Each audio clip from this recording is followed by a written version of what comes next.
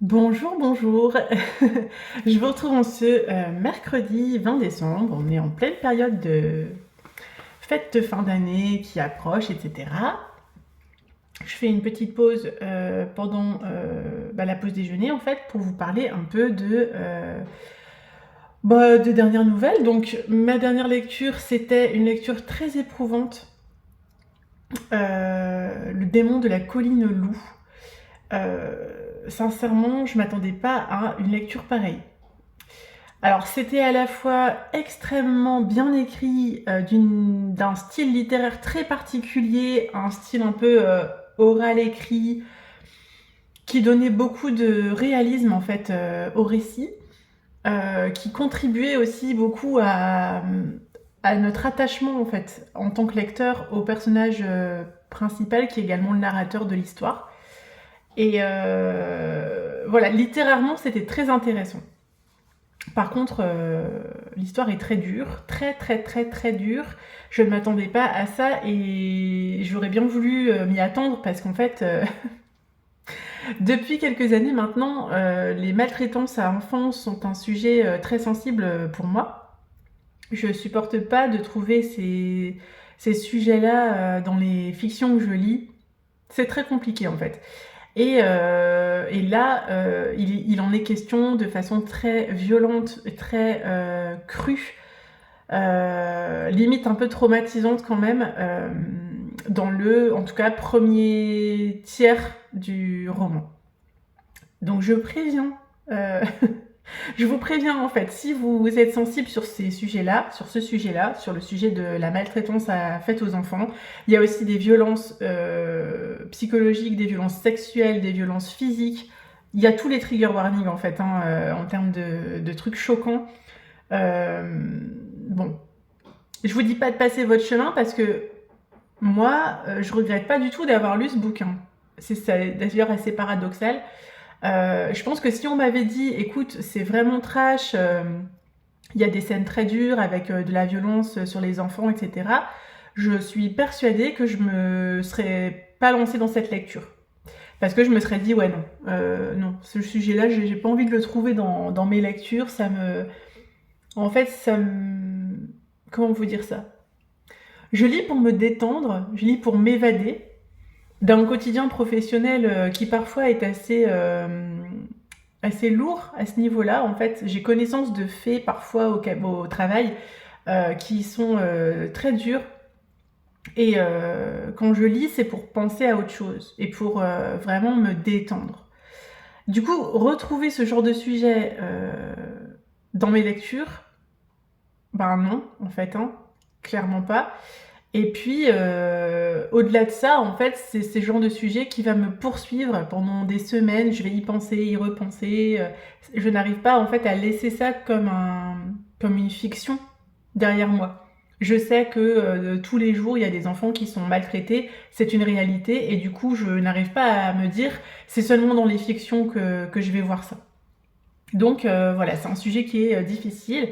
Alors, je pense aussi que le temps aide, parce que si j'avais lu ça quand Thibaut était petit, enfin quand je dis il est toujours petit, il a 7 ans, mais si j'avais lu ce bouquin quand il avait genre 3 ans et que mes émotions étaient extrêmement exacerbées à cette époque-là, ça aurait été compliqué. Je suis même pas sûre que je l'aurais poursuivi, ce roman.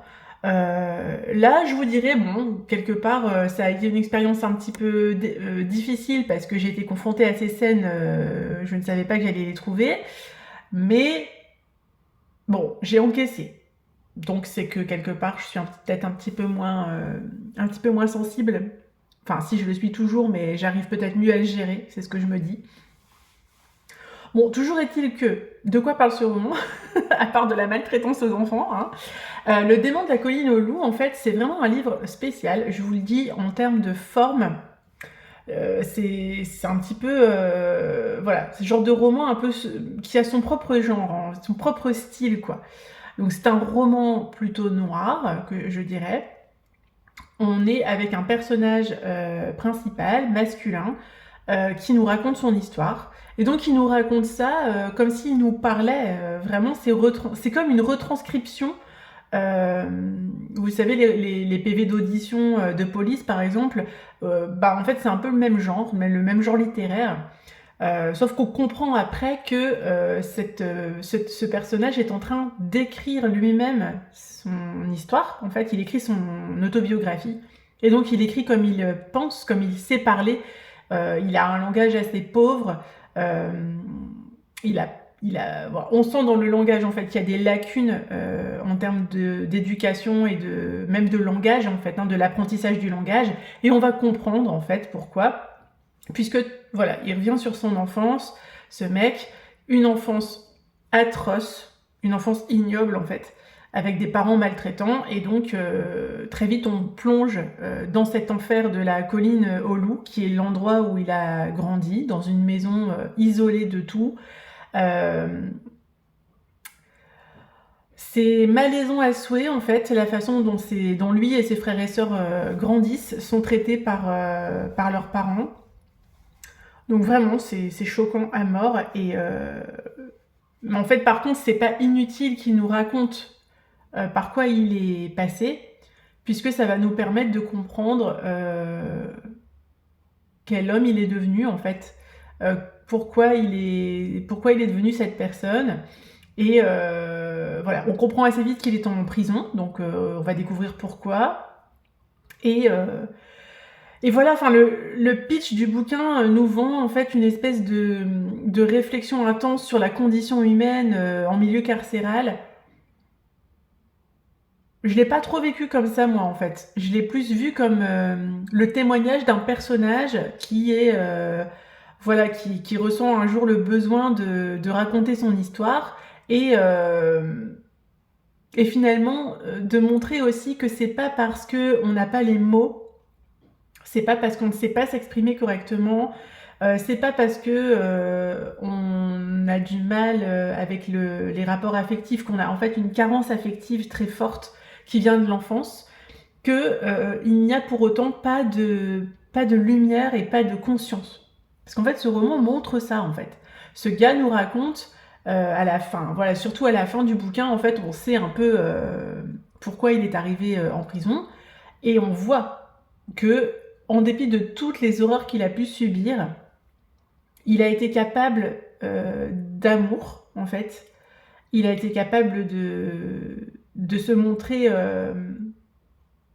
plus ou moins protecteur, alors que rien ne le destinait en fait à avoir ce genre de comportement, quoi. Clairement, il avait tout pour devenir une espèce de...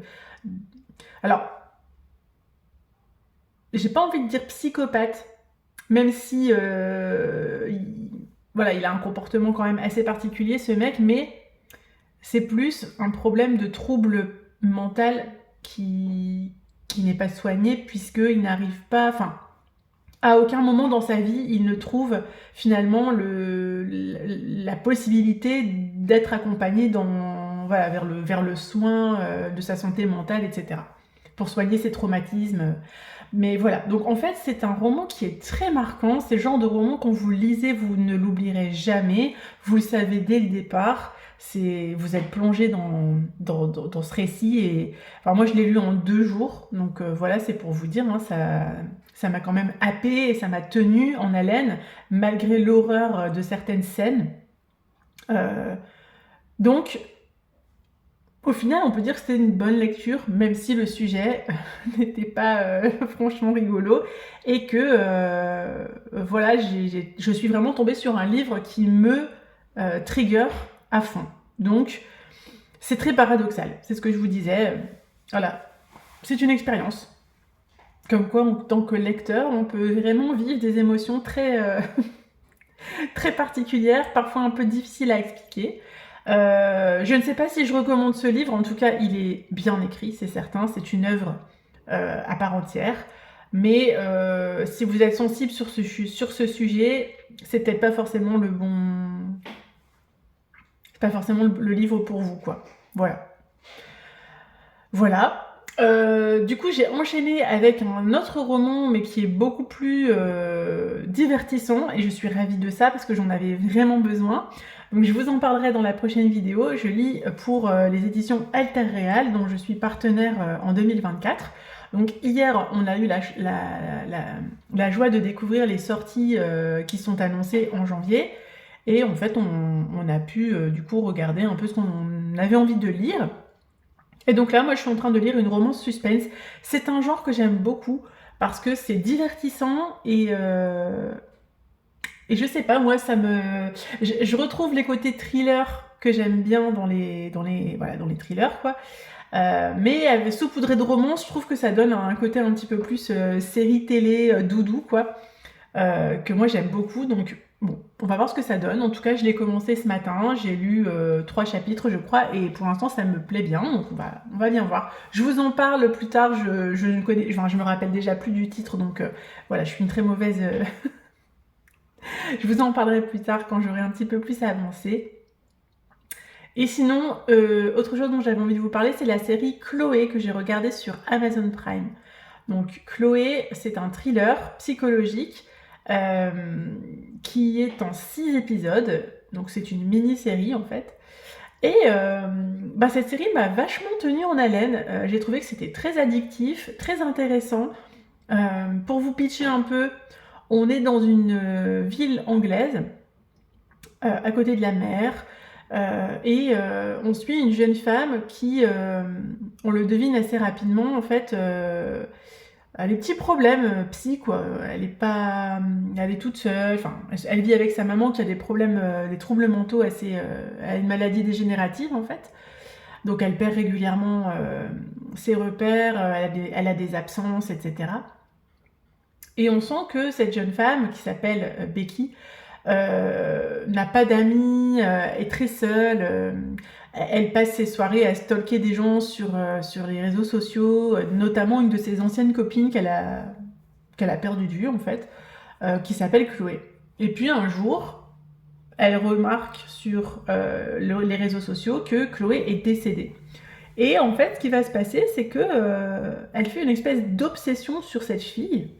On comprend après qu'elles se sont connues quand elles étaient plus jeunes. Et elle va décider de mener sa propre enquête pour découvrir qu'est-ce qui s'est passé. Parce que, malgré le fait qu'elles avaient coupé les ponts, elles ne se parlaient plus depuis de nombreuses années, le soir de sa mort, Chloé avait essayé elle avait essayé de joindre Becky sur son téléphone portable. Et donc Becky se dit, mais pourquoi elle a essayé de m'appeler, quoi? Qu'est-ce qui s'est passé? Qu'est-ce qui l'a conduite à faire mon numéro? Et du coup, pendant les 6 saisons, Becky essaye de découvrir en fait ce qui s'est produit, parce que il semble que Chloé avait des problèmes psychologiques et qu'elle se soit suicidée, mais les circonstances de tout ça sont assez obscures et elle va finalement endosser une fausse identité pour intégrer son groupe d'amis, le groupe d'amis de Chloé, et voilà, essayer de découvrir de son côté qu'est-ce qui s'est passé, quoi, et pourquoi Chloé lui a téléphoné le soir de sa mort. Et voilà, donc on est dans une série qui va critiquer les réseaux sociaux, le côté pervers et pernicieux des réseaux, le fait que voilà, les fausses identités, etc. sont...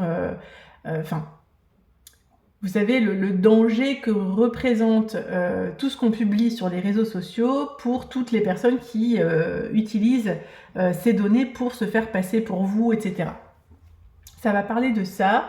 Ça parle aussi des faux semblants, de ce qu'on décide de montrer sur les réseaux sociaux et qui cache bien souvent un côté sombre que personne ne vous montre, vous voyez. Voilà, donc on est vraiment sur une série qui parle de ça, tout en nous tenant vraiment en haleine, parce que il y a plein de sujets en fait qui nous tiennent. Est-ce que Becky va se faire capter? À un moment donné, on se dit sa couverture va tomber, quoi. Ils vont finir par griller que c'est une fausse personne, qu'elle a inventé de toutes pièces son identité. En plus, cette fille est extrêmement douée socialement, elle a une espèce de talent de caméléon, elle arrive à se sortir de tout un tas de situations. Elle est brillante. C'est un peu tordu d'être brillant sur ce sujet-là, mais il faut bien reconnaître qu'elle est brillante. Et en même temps, elle est très touchante parce que, voilà, on découvre finalement cette personne qui souffre profondément de solitude, et on découvre un peu son histoire familiale aussi, et on comprend aussi pourquoi elle est devenue comme ça. Et voilà. Et donc ça part un peu en thriller horrifique à la fin, parce que il y a des scènes un petit peu du genre film d'horreur où on nous fait un peu sursauter, voilà, ce genre de choses. Donc ça tient bien en haleine, c'est super intéressant, et du début à la fin, moi j'ai été à fond dedans, quoi. Donc une série que je recommande si vous avez envie voilà, de ce genre d'ambiance-là en ce moment. Moi ça m'a bien plu. Voilà pour ce que j'ai consommé récemment en termes culturels. Moi, vous le savez, je passe mon temps à nourrir mon esprit. Donc de livres, de séries, de films, quand je peux aussi, de visites dans les musées, d'expositions, de découvertes d'endroits un petit peu insolites. C'est ce qui fait le sel du quotidien, et j'adore partager ça, donc je vais continuer à le faire.